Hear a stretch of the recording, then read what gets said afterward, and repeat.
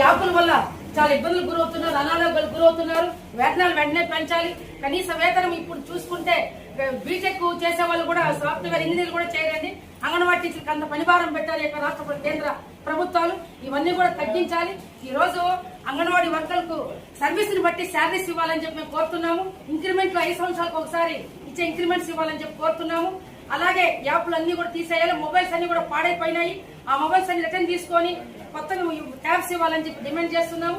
రేపు నెల 4వ తేదీ కూడా మొత్తం కూడా రాష్ట్ర వ్యాప్తంగా ఉన్నటువంటి అన్ని కూడా మొబైల్స్ ఆయా ఆఫీసులో ఇచ్చేస్తాము. అందరూ పర్సనల్ మొబైల్స్ చేస్తున్నారు కాబట్టి.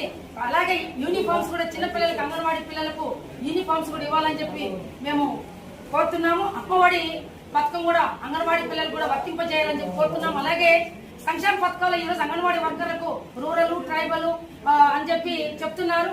ఇది ఎంతవరకు న్యాయం అని చెప్పి మేము కోరుతున్నాము. అందరూ తీసుకున్నది 11,500 కాబట్టి వెంటనే కూడా సంక్షేమ పథకాలు అందరికీ కూడా వర్తింపజేయాలని చెప్పి మేము కోరుతున్నాము. వెంటనే నెల వేతనాలు అయితే అందడం లేదు.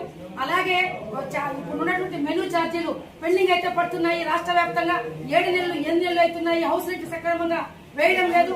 వచ్చే వేతనము రెంట్లు కట్టుకుంటూ మెనూ ఛార్జీలకే సరిపోతాం మొత్తం డబ్బులు. మా కుటుంబాలు మేము ఏ విధంగా పోషించుకోవాలని చెప్పి ఇక ప్రభుత్వాన్ని మేము కోరుతున్నాము. కాబట్టి వెంటనే కూడా ఈ యొక్క యాప్లన్నీ కూడా సవరించి మొత్తం ఒక యాప్ గా చేసి వెంటనే ఈ యొక్క పెట్టినటువంటి పాలసీని రద్దు చేయాలని చెప్పి మేము డిమాండ్ చేస్తున్నాము.